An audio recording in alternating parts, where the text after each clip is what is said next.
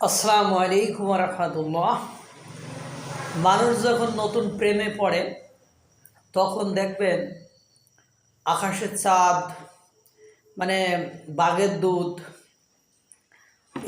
এইসব দুষ্প্রাপ্য বস্তু তখন নায়িকাকে দিতে চাই, তখন সকল অসাধ্যকে সাধন করতে চাই। দেখবেন আমরা মশারি টানিয়ে ঘরে ঘুমাই, আর ওই বাগানে যে বসে থেকে নায়িকার এক পলক দেখার জন্য মশার কামড় খাওয়ার পরও এমনও হয় সারা রাত ঘুমায় না, মোবাইলে গল্প করে। এটা চলতে থাকে বেশ কিছুদিন। তারপরে এক সময়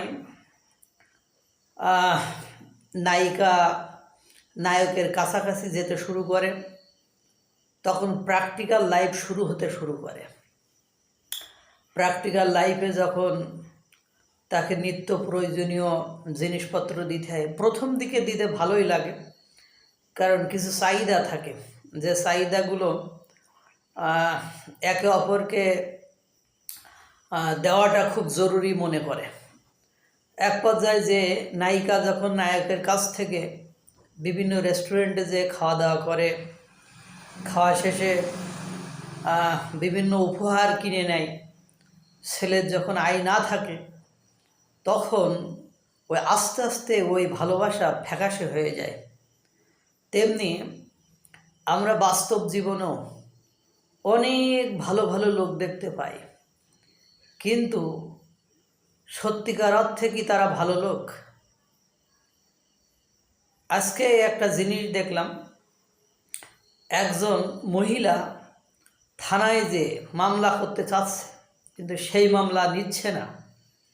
কারণ কি? কারণ হলো তার শ্বশুর, তার জামাই, তারা নাকি রাঘব বোয়াল, ধরাছোঁয়ার বাইরে।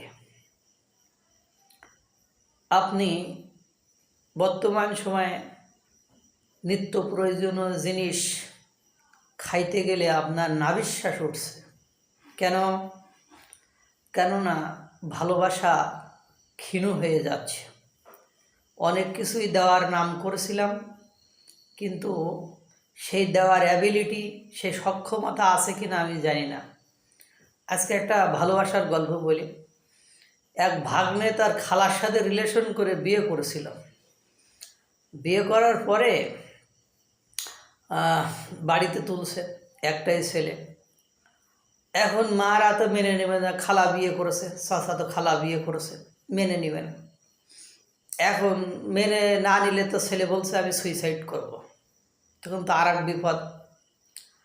তখন ওই মেনে নিয়েছে, নিয়ে কী করছে, ছেলেটাকে আলাদা করে দিয়েছে। একটা ছেলে আদরের দুলাল, এখন কাজ করে খাও, আলাদা হয়ে কাজ করে খাও।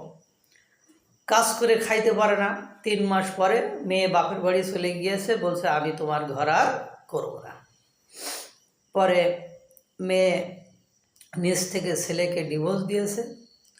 ডিভোর্স দেওয়ার পরে আজকে শুনলাম সেই মেয়েটার বিয়ে 3 মাস পরে না 4 মাস পরে আজকে শুনলাম সেই মেয়েটার বিয়ে। ঠিক আমাদের বাস্তবতাটাও ওরকম। আমাদেরকে কত স্বপ্ন দেখালো মানুষ, বাক স্বাধীনতা দেবে, ন্যায্যতা দেবে, ন্যায় বিচার দেবে, স্বাধীনতা দিবে, কত কিছুই দিবে, আলু পটল সস্তায় দিবে, মুরগির ডিম পেট্রোল না খাওয়ায় একদম এই ফুড খাওয়ায় তারপর পাড়ায় দেবে, যাতে করে মুরগির ডিম সস্তা হয়ে যায়। এখন কি হলো?